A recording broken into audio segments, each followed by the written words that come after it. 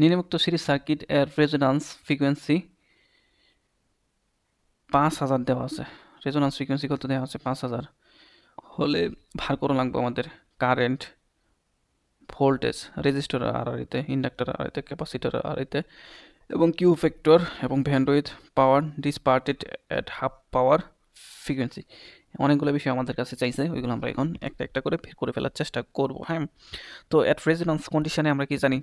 Resonance কন্ডিশনে আমাদের impedance সমান কি হয়? রেজোন্যান্স কন্ডিশনে ইম্পিডেন্স সমান কি হয়? আর হয়। আর আর সমান কত দেওয়া আছে? 2 ওহম। এটা কিন্তু রেজোন্যান্স কন্ডিশনে। ঠিক আছে, তো আমরা প্রথমে কারেন্টটা বের করে ফেলি। রেজোন্যান্স কন্ডিশনে কারেন্ট আই ইকুয়াল টু কি? V by Z. আর জেড সমান কি? আর হবে আর কি। তাহলে ভি কত আছে আমাদের এখানে? 10, অ্যাঙ্গেল দেওয়া আছে 0 ডিগ্রি এবং জেড কত আছে? 2।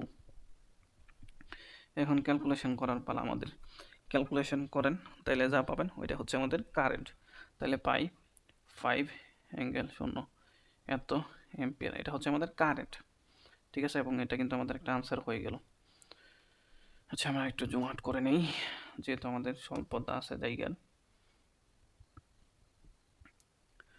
ওকে, তারপর তারপর আমরা রেজিস্টরের আড়াআড়িতে ভোল্টেজটা বের করে নেব।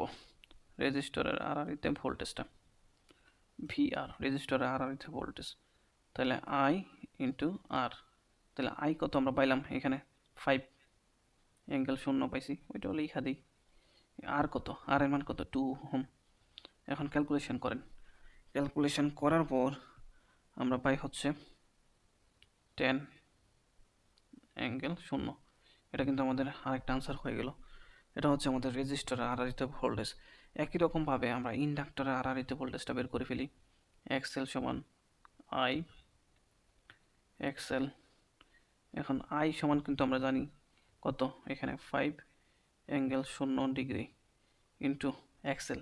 এক্সএলের ভ্যালু দেখেন এখানে 10 দেওয়া আছে, 10। এখন আপনার কাজ হচ্ছে ক্যালকুলেশন করা। এখন কথা হচ্ছে এখানে আমি তো ভুল করে ফেলছি। কোথায় ভুল করছি বলেন তো?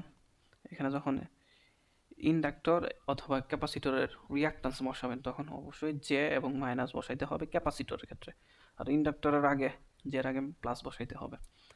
ঠিক আছে, এটুকু ভুল করা যাবে না, এটুকু সবাই ভুল করে।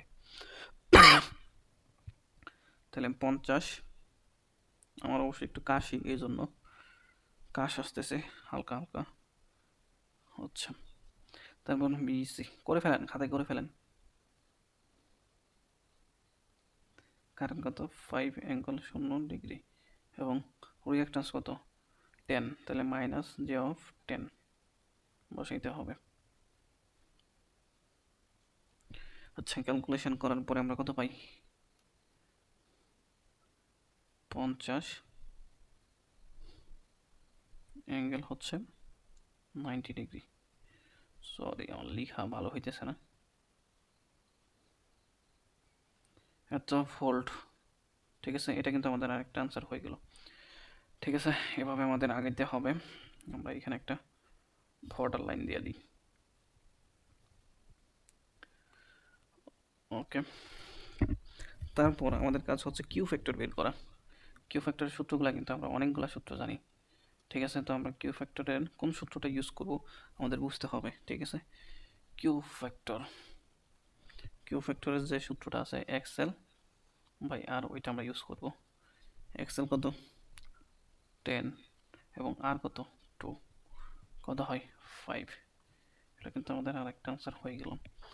তারপর ভ্যান্ডউইথ বের করব। তো ভ্যান্ডউইথের কয়েকটা সূত্র আছে, তো আমরা রেজোন্যান্স ফ্রিকোয়েন্সি এবং কিউ ফ্যাক্টর ইউজ করে ব্যান্ডউইথটা বের করে ফেলবো। তাহলে রেজোন্যান্স ফ্রিকোয়েন্সি ভাই হচ্ছে কিউ ফ্যাক্টর সমান হচ্ছে, বসাইতে হবে রেজোন্যান্স ফ্রিকোয়েন্সি কত? 5000। এই যে দেখেন সার্কিটটা দেওয়া ছিল 5000। কিউ ফ্যাক্টর কত? 5। ক্যালকুলেশন করার পর আমরা পাই হচ্ছে 1000 hertz. Bandwidth power dissipated at half power frequency. তাহলে আমাদের হাফ পাওয়ার ফ্রিকোয়েন্সিতে আমাদের পাওয়ারটা বের করা লাগবে। ঠিক আছে, পাওয়ার ডিসপার্টেড। তাহলে পাওয়ার ডিসপার্টেড হাফ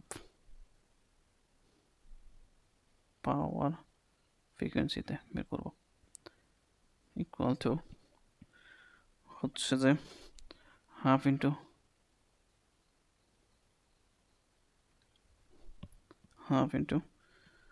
ম্যাক্সিমাম পাওয়ারের সূত্র আমরা কি জানি বলেন তো? এখানে ম্যাক্সিমাম পাওয়ারটা হবে ম্যাক্সিমাম কারেন্টের সময়। রেজোন্যান্স অবস্থায় কিন্তু ম্যাক্সিমাম কারেন্ট ফ্লো হয়, ঠিক আছে? এই জন্য আমাদের ম্যাক্সিমাম পাওয়ারের সূত্রটা হবে ম্যাক্সিমাম কারেন্ট স্কোয়ার এমএক্স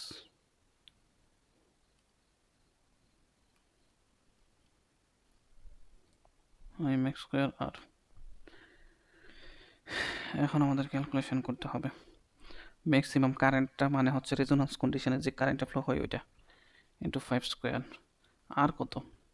আর হচ্ছে 2। বসেন ক্যালকুলেশন করেন তো কত হয়। 25 ওয়াট হয়, ঠিক আছে? এটা আমাদের আনসার হয়ে গেল। তাহলে এইভাবে আমাদের ম্যাথটা সলভ করা লাগবে। আচ্ছা, আমি পরবর্তী ম্যাথে চলে যাই। এই ম্যাথে অবশ্য কারো যদি প্রবলেম না থাকে।